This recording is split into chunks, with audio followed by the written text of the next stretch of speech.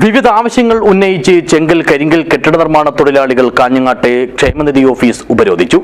കേരള പ്രദേശ് നിർമ്മാണ തൊഴിലാളി federation BMS നേതൃത്വത്തിലായിരുന്നു സമരം. This news sponsored by Emmanuel Silks, Kanhangad, Kannur and Thrissur.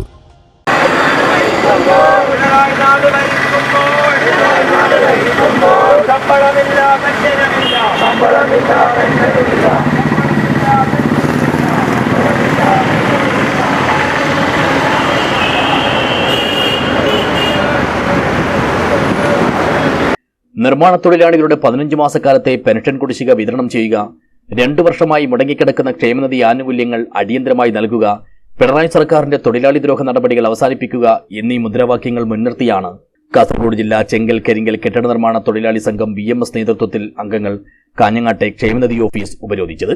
Kerala Pradesh നിർമ്മാണ തൊഴിലാളി ഫെഡറേഷൻ BMSന്റെ തീരുമാനപ്രകാരമായിരുന്നു സമരം.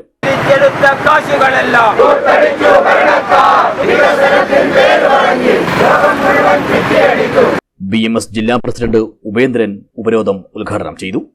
കഴിഞ്ഞ 15 മാസമായി ഈ മേഖലയിൽ പ്രവർത്തിക്കുന്ന തൊഴിലാളികൾക്ക് അവരുടെ ക്ഷേമ പെൻഷൻ കിട്ടാ സ്വപ്നമായി ഇരിക്കുകയാണ്.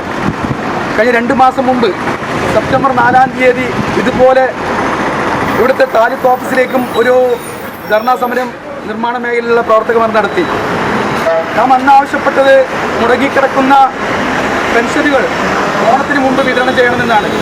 അന്ന് കേരള സർക്കാരിൻ്റെ വാക്കാലുള്ള ഉറപ്പ് കിട്ടി എത്രയും പെട്ടെന്ന് മുടങ്ങിക്കിടക്കുന്ന എല്ലാ പെൻഷനുകളും വിതരണം ചെയ്യുമെന്ന്. പക്ഷേ 2 മാസം കഴിഞ്ഞു. ഇന്നിപ്പോൾ 15 മാസത്തോളമായി ഈ മേഖലയിൽ പ്രവർത്തിക്കുന്ന തൊഴിലാളികൾക്ക് അവർക്ക് അർഹതപ്പെട്ട. ചടങ്ങിൽ T. കൃഷ്ണൻ അധ്യക്ഷനായി.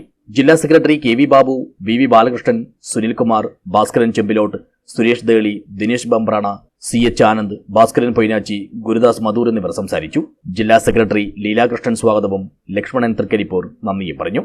പ്രകടനത്തിന് ഐത്തപ്പ, ചന്ദ്രശേഖര, ബാലകൃഷ്ണൻ, വിനോദ് കാനം, സുകുമാരൻ, യശോദ, ബേബി തുടങ്ങിയവർ നേതൃത്വം നൽകി. News bureau, Kanhangad.